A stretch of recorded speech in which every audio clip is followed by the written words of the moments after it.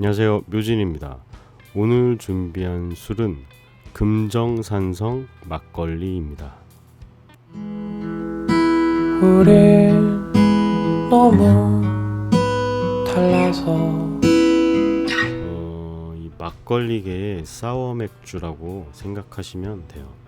사워, 신맛, 상큼한 맛, 뭐 그런 뜻인데요. 이게 술에서는 레몬이나 라임이 들어가거나 아니면 유산균 때문에 신맛이 나는 그런 술을 의미합니다. 우리가 음식 먹을 때도 이 사워 크림을 먹잖아요. 그 사워도 같은 사워예요. 생크림을 유산균을 통해서 발효를 시켜서 신맛이 나는 그런 소스를 얘기합니다. 이 느끼한 음식에 약간의 산미 있는 소스를 찍어서 물리지 않고 먹을 수 있게 하는 음식 맛의 밸런스를 맞춰주는 그런 소스예요.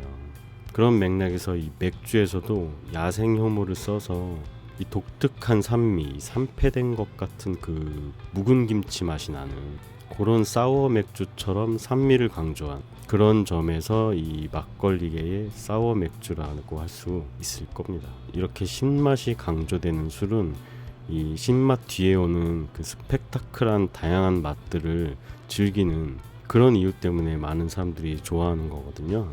한 4, 5년 전부터 이런 사워 계열의 맥주가 굉장히 유행을 하고 있습니다. 지금까지도. 어떻게 보면 굉장히 좀 투박하고 클래식한 맛이라고 할 수 있어요.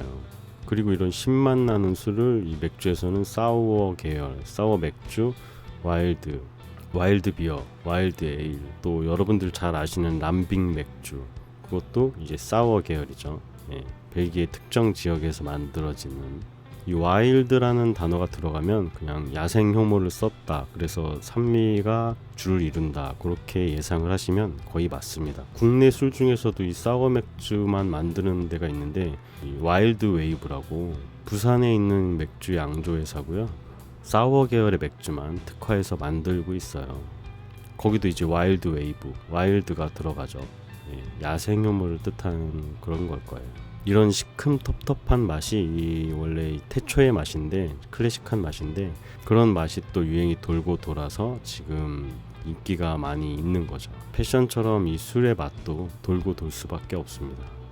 이런 술을 먹다 보면 또 저런 술이 땡기고, 그렇기 때문에 어떤 맛은 촌스러운 맛이고 어떤 맛은 모던한 맛이고, 그런 것도 별 의미가 없다는 생각을 해요. 어차피 맨날 공장화된 술만 마시면 금방 질려요. 좀 거칠고 복잡한 맛이 나지만 산미도 있어서 이걸 좀 리프레시 해줄 수 있는, 입맛을 살아나게 해줄 수 있는 그런 장점이 있는 술이 이런 산미 폭발하는 술들의 특징이라고 할 수 있어요. 이게 효모에서 나오는 새콤한 맛을 살린 술인데, 이거 금정산선도 그렇고요. 이 신맛이란 게 매운맛처럼 처음에는 막 아우 시다 이렇게 하면서도 또 이게 땡기게 되거든요. 다 계속 먹게 되고. 매운맛도 그렇잖아요. 매번 비슷한 술로 뭔가 이 입맛이 피로해졌을 때 입맛을 리프레시해주는 그런 맛의 술이라고 할 수 있어요. 입에 자극을 주기에 좋은 술이죠. 칵테일에서도 이 사워라는 말이 들어가면 이제 레몬이나 라임 같은 걸 넣고 신맛이 나는 그런 칵테일을 말할 때 사워라는 단어가 들어가 있습니다. 이 금정산성은 금정산성 누룩의 그 시큼한 맛이 이 술의 특징인 거죠.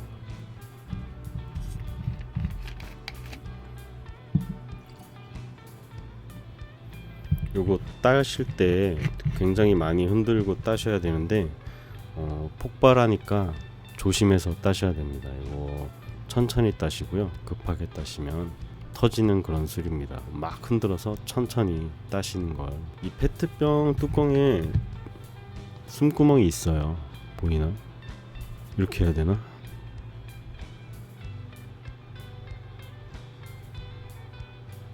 보이는지 모르겠는데 여기 나사 사이사이마다 이 틈이 있거든요. 그게 기포는 빠져나가고 물은, 액체는 빠져나가지 않게 하는, 아무것도 아닌 것 같지만 굉장히 중요한 역할을 하는 홈이거든요.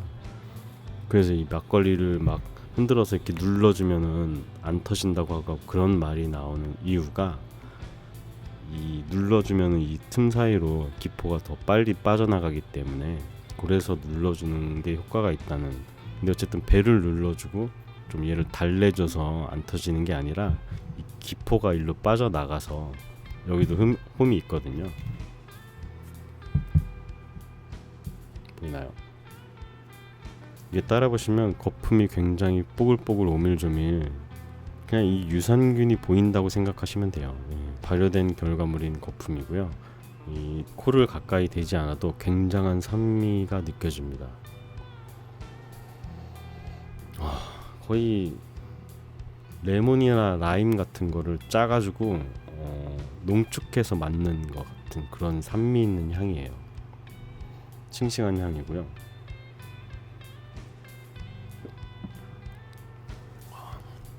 이런 산미 있는 술을 맥주나 뭐 와인이나 뭐 칵테일이나 많잖아요. 산미 있는 술이. 그런 술에 익숙하지 않으신 분들은 이거 상한 거 아닌가? 이렇게 얘기하시는 분들도 많으세요. 그도 그럴 것이 정말 상상하지 못했던 산미를 처음 느끼시는 걸 테니까요. 근데 전혀 걱정하지 마시고 상한 게 아니라 산미 폭발하는 술들의 특징인 거니까 그 시큼함을 또 즐기시면 되는 겁니다. 또 이런 산미 있는 술이 여름에 또 굉장히 시원하게 마실 수 있는 그런 맛이거든요. 그리고 도수도 8도나 되기 때문에 여름에는 좀 도수가 높은 게 주지를 유지하는데 유리하고, 물론 그래도 도수가 8도면 좀 낮은 거긴 하지만요.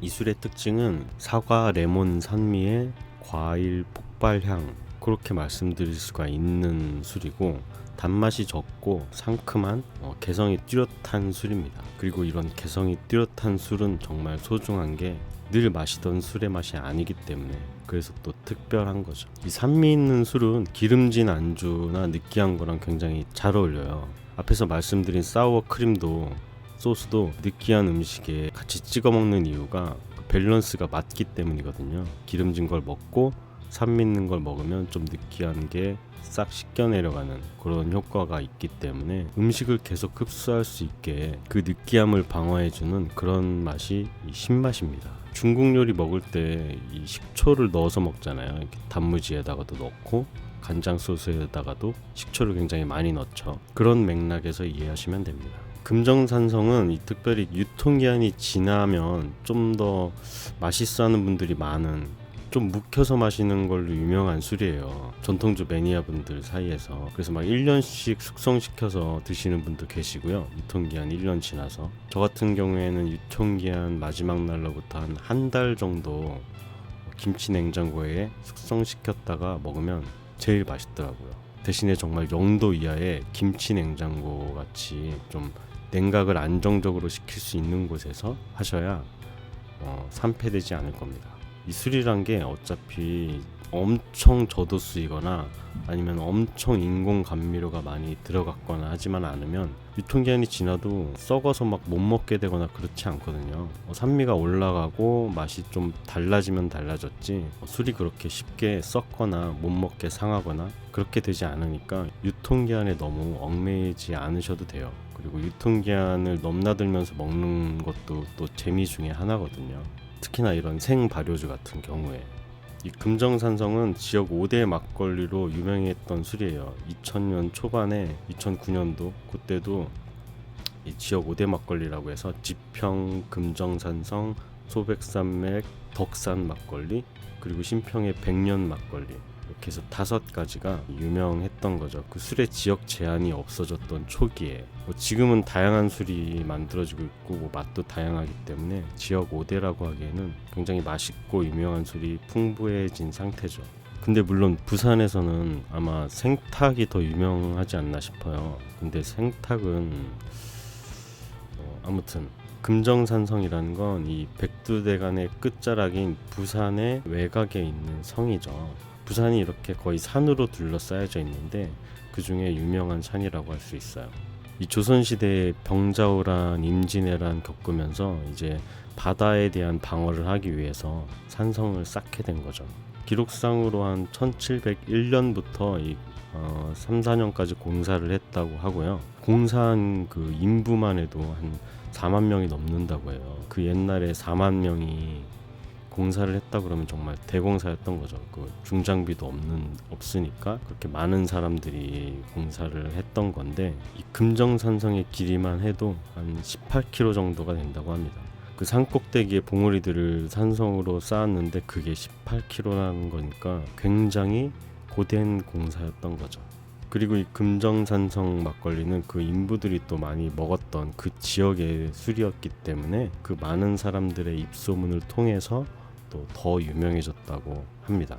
금정산성 그 지역이 워낙 화전민들이 누룩을 만들어서 먹고 살던 지역이었고, 그 누룩을 이용해서 집집마다 막걸리를 만들어 먹던 그 가양주가 이제 지금은 금정산성 막걸리라는 이름으로 팔고 있는 거죠. 사실 그때는 가양주였기 때문에 또 맛이 다양했다고 해요. 근데 또 일제시대 때 이 세금을 효과적으로 걷기 위해서 이 술 만드는 곳을 크게 묶는 작업을 했기 때문에 이제 금정산성 막걸리도 한 곳에서 만들게 된 거죠. 이 금정산성을 축성하던 그 숙종 때는 사극에 굉장히 제일 많이 나오는 시기입니다. 인현왕후와 장희빈 얘기, 그리고 거기에 어머니인 명성황후의 얘기까지 이 얘기거리가 많기 때문에 사극에 자주 등장하는 시기입니다. 이 금정산성 지역이 해발 400m이고 또 화강암 성분의 지하수를 사용해서 술을 빚기 때문에 다른 술보다 또 차별화되는 재료가 들어가 있는 거죠. 남부 지역 특유의 그 얇고 넓은 누룩을 쓰는 거고, 남부 지역으로 갈수록 기온이 습하고 더워지기 때문에 두꺼운 누룩을 만들게 되면 누룩 가운데가 습하고 덥기 때문에 썩게 돼요. 남쪽으로 내려갈수록 누룩이 좀 얇아지고 넓어지고, 그렇게 해서 골고루 발효될 수 있게 모양이 환경에 따라 바뀌게 되는 거죠. 그러다 이제 우리나라보다 더 내려간 일본을 가게 되면 이제 흑침 누룩으로 아예 덩어리가 아닌 그냥 부스러기처럼 그렇게 만들어야 누룩이 썩지 않고 발효될 수 있게 돼서, 그래서 지역마다 누룩의 모양도 그렇게 다를 수밖에 없습니다.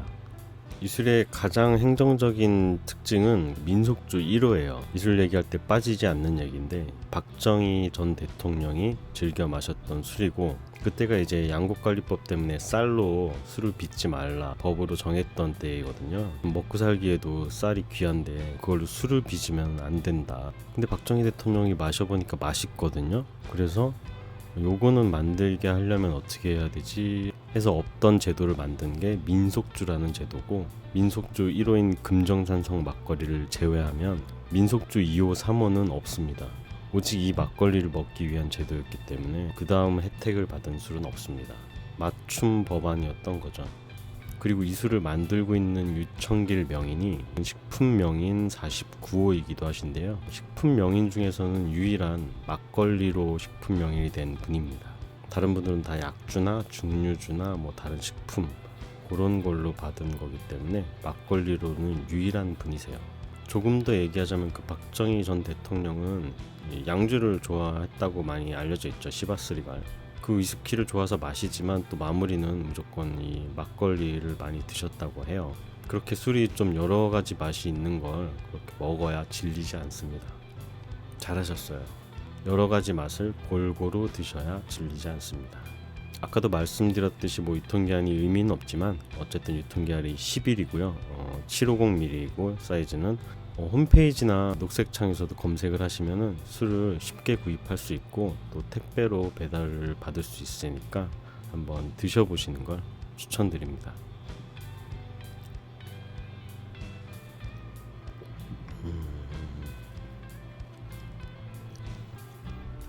굉장히 식욕을 자극하는 그런 산미니까 이런 산미를 좀 진득하게 즐겨보시면 익숙해지실 거예요.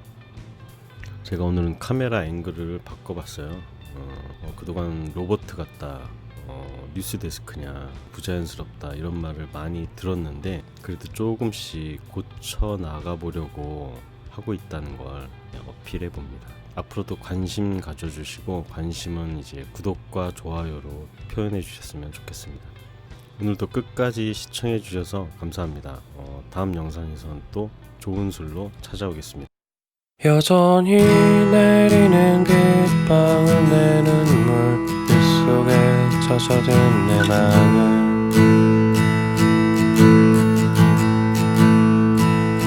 여전히 흐르는 노랫소리네 그 느낌도 같은 내 가슴